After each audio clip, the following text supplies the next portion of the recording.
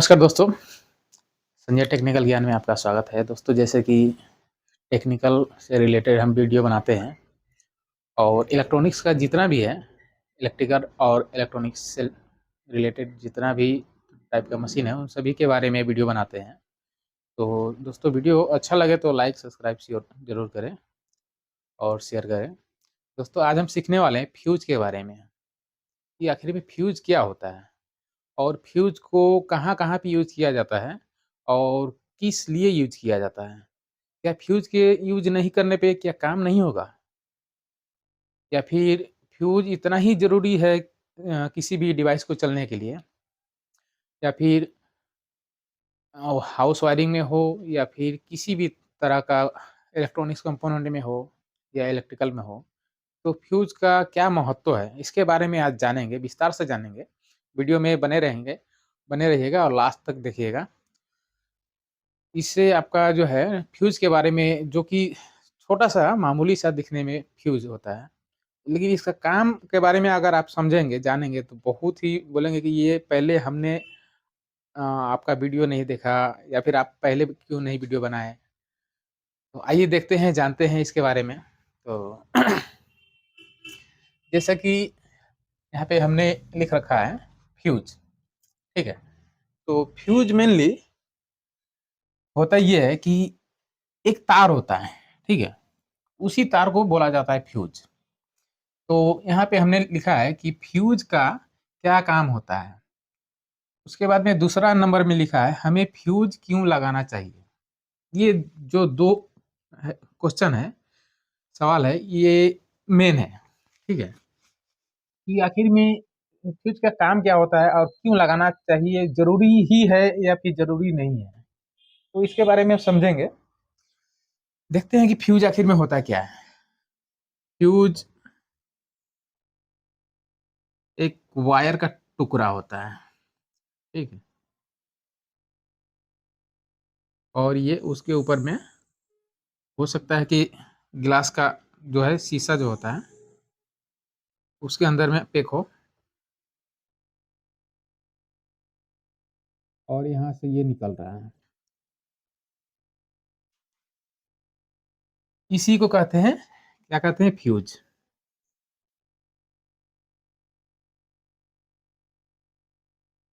इसका काम ये है कि किसी भी सर्किट में मान लीजिए करंट जो न्यूट्रल हो या फेस हो, नेगेटिव हो या पॉजिटिव हो, नेगेटिव पॉजिटिव आपका डीसी करंट में आता है, न्यूट्रल और फेस जो होता है एसी करंट में आता है, ठीक है?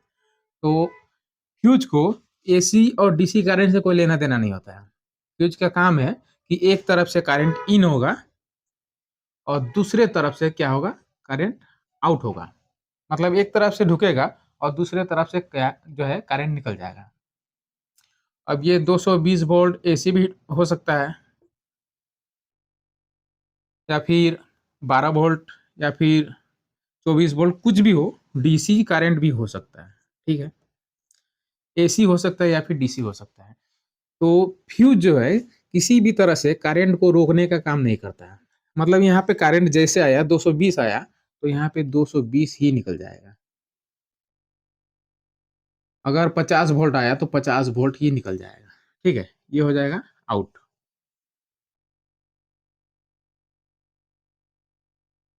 तो फ्यूज लगाना क्यों ज़रूरी है?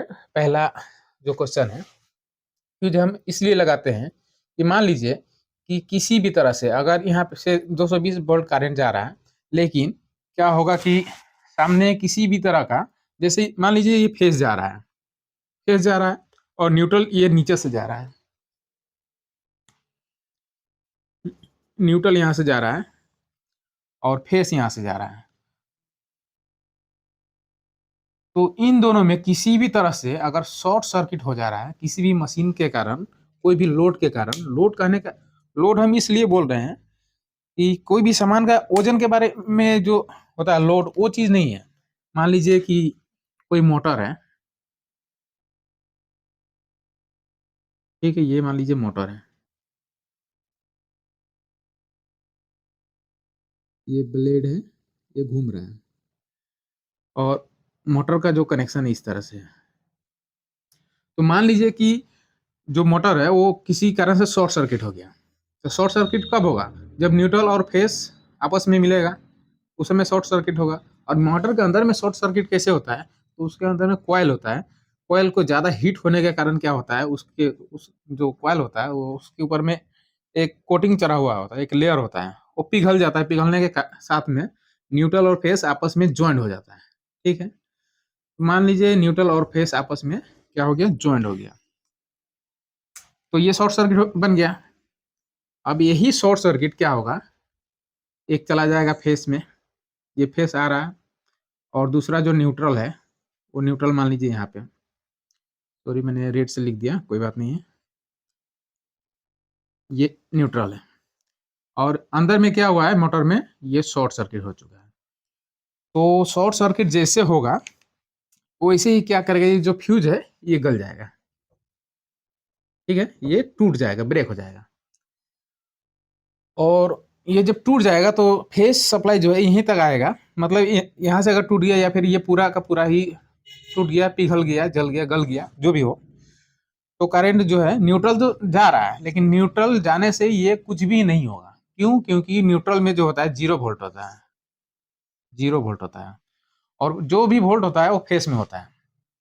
फेस में अगर 440 वोल्ट होता है, मान लीजिए 440, तो उसके साथ में अगर न्यूट्रल को लगा दे रहे हैं तो इसका जो वोल्टेज हो जाता है 220 हो जाता है, हाफ हो जाता है। ठीक है, तो मान लीजिए 220 का जो सप्लाई है आगे जा रहा है, और मोटर शॉर्ट होने के कारण क्या हुआ, ये फ्यूज रुक गया, ओ सॉरी गल गया। गलने के कारण क्या होगा, इधर से जो करंट जाना था ये नहीं जाएगा, और इस यहाँ पे जो भी दुर्घटना होने वाला है इस मोटर के साथ में कुछ भी नहीं होगा, और ये सुरक्षित बच जाएगा। इसलिए क्या करते हैं, फ्यूज का यूज करते हैं। और फ्यूज का जो यूज करते हैं, क्यों करते हैं? क्योंकि फ्यूज का जो गलनांक जो होता है ना, गलनांक क्या बोले इसे, मेल्टिंग पॉइंट, जो मेल्टिंग टेम्परेचर होता है वो क्या कितना होता है, 200 डिग्री होता है। 200 डिग्री टेम्परेचर जो होता है, सेंटीग्रेड टेम्परेचर होता है, 200 डिग्री पे ये क्या होता है, गल जाता है, गल जाता है। और उसी समय जब ये गल जाएगा उस समय सर्किट जो होगा सामने जो है सप्लाई पहुंचेगा नहीं। तो सामने जो भी चीज हो, मान लीजिए कि मोटर यहाँ पे हम बताए हैं, हो सकता है कि लाइट हो सकता है कि पंखा हो, टीवी हो, किसी भी तरह का कोई भी इक्विपमेंट जो कि बिजली से चलता है वो क्या होगा, बच जाएगा। मान लीजिए शॉर्ट सर्किट घर में हो गया, ठीक है, तो उस समय ये फ्यूज जो है हमें बचा लेगा। हमें इसलिए बचा लेगा क्योंकि न्यूट्रल और फेस दोनों आपस में मिलेगा, और न्यूट्रल फेस जब आपस में मिलता है, मान लीजिए कि ये इधर का भी हम सेट कर दे रहे हैं। अगर किसी भी हीटर को आप देख लीजिए, तो हीटर का जो तार होता है, हीटर को चलने के लिए क्या होता है, एक तरफ से फेस आ रहा है और दूसरे तरफ से क्या होता है, न्यूट्रल आता है। ठीक है, तो न्यूट्रल और फेस जब मिलता है तो हीटर क्या होता है, गर्म होता है। ये इसको न्यूट्रल कर दे रहे हैं।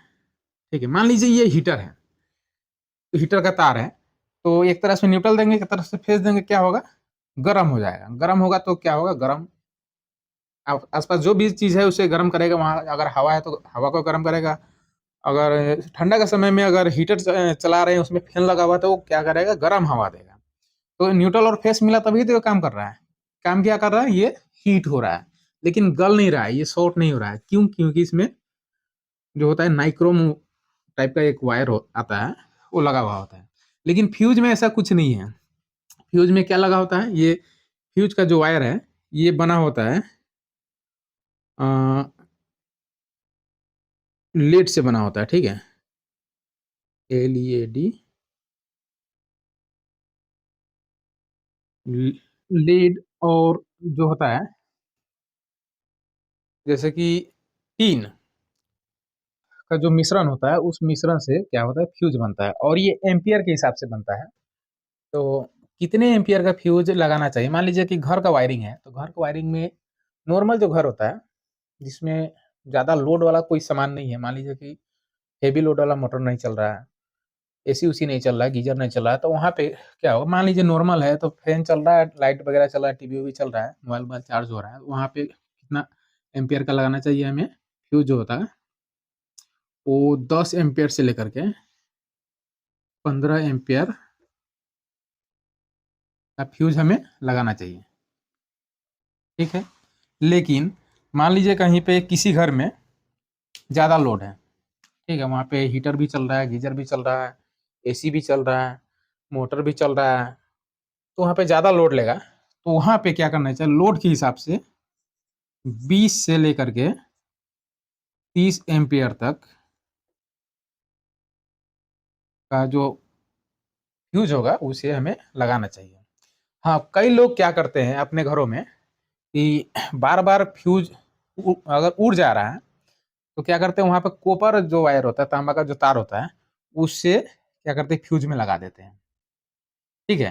तो और एक दो नहीं, वहाँ पे मोटा करके लगा देते हैं, यानी कि तार का जितना मोटा है उतना ही मोटा ये इस पार से इस पार लपेट देते हैं, और कॉपर का तार लगा देते हैं, तो उससे फायदा तो कम होता है, ज्यादा नुकसान होता है। नुकसान ये होता है कि मान लीजिए कि किसी भी तरह से शॉर्ट सर्किट हो रहा है तो ये फ्यूज आपका नहीं उड़ेगा, सामने जो भी सामान, अगर जो भी इक्विपमेंट है यूज हो रहा है, अगर वो शॉर्ट सर्किट हो, वो सामान आपका उड़ जाएगा, जल जाएगा।